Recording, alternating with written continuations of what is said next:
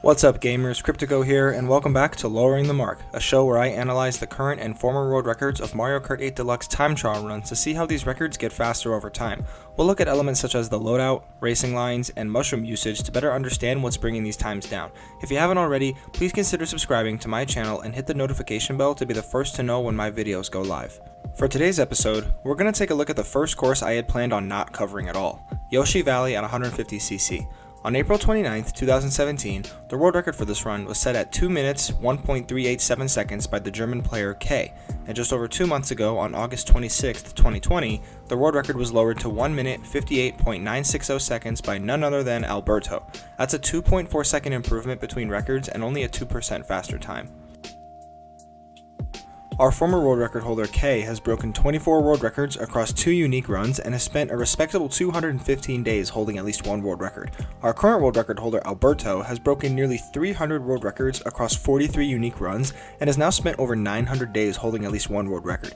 He grabbed an additional 8 current world records since we last covered him and is sitting comfortably on top of the world with 30 of them. That's nearly a third of all world records in the game. At pre-release, the world record was set at a 2:03, and before anyone could react, it was under 2:01, falling by hundredths at a time, mostly thanks to K.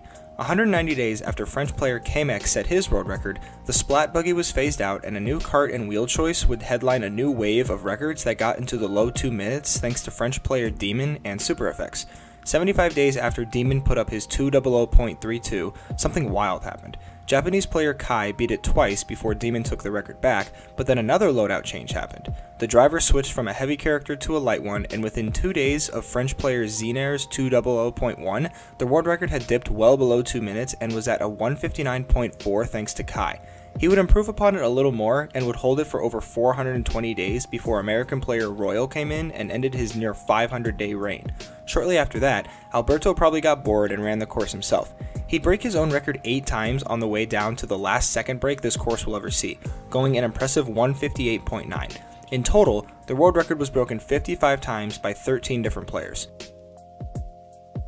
These 2 loadouts were made for completely different runs on this track, and their stats reflect that. K goes with the combo of the Heavy Me character driving the Splat Buggy kart with the Azure Roller wheels and the Cloud Glider. Alberto goes with the combo of Lemmy driving the Bitty Buggy kart with the Azure Rollers as well and the Parachute Glider. Similar to the last episode, we've got a heavy versus light character, which means opposite stats in top speed and handling, with the advantage in acceleration and mini turbo going the way of the lighter character. The Splat Buggy hurts K in all those key areas while only really keeping his top speed up. It's not a really good choice. The Bitty Buggy is just awesome because of its near full point benefits to acceleration, handling, and mini turbo. It's really no contest at this point as Alberto has put himself well above the performance of K's loadout. Y'all already know what it is with these roller wheels, but for the audience retention crowd, know that they give half-point increases to acceleration and mini-turbo stats with a quarter-point increase to handling for both players. Here's another former world record holder who picked the Super Glider for its benefit to absolutely none of his stats. That's complemented with a current world record holder that chose a glider that would actually benefit their overall performance. After picking the Parachute Glider, Alberto comes away with max acceleration and mini-turbo stats for the win in the loadout column. Now, I really don't understand how this course got past the design stage, but I do like how there are multiple paths to choose from. All the quick turns and winding roads offer great opportunities to chain mini-turbos together and carry tremendous amounts of speed throughout the whole course. Let's have a look.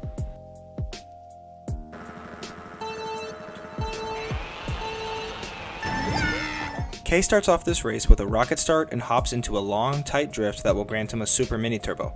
From there, he bears left, then goes right towards this first ramp which he'll grab a jump boost off of before heading into this tunnel turn, grabbing the first few coins to close out S1. Alberto does the same thing, but he's able to squeeze in an additional mini turbo before that first turn, on which he'll pick up an ultra mini turbo before taking that same path and hits a double trick on this ramp here. Let's slow that down and look at it again because I don't even understand it. Somehow, Alberto is able to register a trick on one part of the ramp and not fall off of it in order to register another one right at the end. Then after that, he just picks up a few coins, takes a tight turn through the tunnel, and finishes with a jump boost to close out the first section with a lead that just sits at over 0.3 of a second. K comes out of the tunnel carrying the boost from that Ultra Mini Turbo right up to the bank turn, which he'll take wide to grab the 3 coins before taking another wide turn, each resulting in Ultra and normal Mini Turbos. After that, he'll chain another Super Mini Turbo in the final turn of S2 and come flying past the egg onto the bridge into S3. Alberto carries that same boost down the straight, but picks up an additional 2 Mini Turbos before that bank turn and grabs the same Ultra Mini Turbo. Only difference is that he chains it with a Super Mini Turbo and then another Ultra one on the final turn before the bridge, where he now leads K by over half of a second going into S3. K comes across the bridge and gets a quick Mini Turbo before using his first mushroom to cut out that final turn by cutting through this patch of grass here. He hits the fence for what I assume are alignment reasons and rides the boost of a Super Mini Turbo all the way to the finish line. Alberto starts charging up a drift at the bridge in order to get a Super Mini Turbo before using his mushroom in the same spot as K does. He doesn't hit the fence, but rather uses the full boost of the mushroom to get as far up on the grass as he can, and then hops off at the last second. After one last Mini Turbo, he'll close out the lap, where better driving and longer lasting boosts have increased his lead to nearly 0.8 of a second going into lap 2. We've got a different approach to lap 2 for both racers, and it starts with getting that same tight first turn, with Alberto going with a different Mini Turbo arrangement. Either way, both racers bear all the way to the left and take the bridge path, where they'll get a jump boost before that next long turn, where they'll each grab a Super Mini Turbo before hitting 2 jump boosts to close out this section, where Alberto now leads by 1 second going into S2. Now in S2 there's no coins to collect, so you can expect that K is just going to stay on a good line, take the following turns as tight as he can, and try to carry as much speed as possible throughout this section. The same is true for Alberto. Only difference for him is that he chains 3 Mini Turbos together before that first turn, which he takes super tight and rides out the boost from his Ultra Mini Turbo to chain 2 more Mini Turbos before coming up to the next bridge. All that extra speed adds up to Alberto leading K by just under 3 seconds.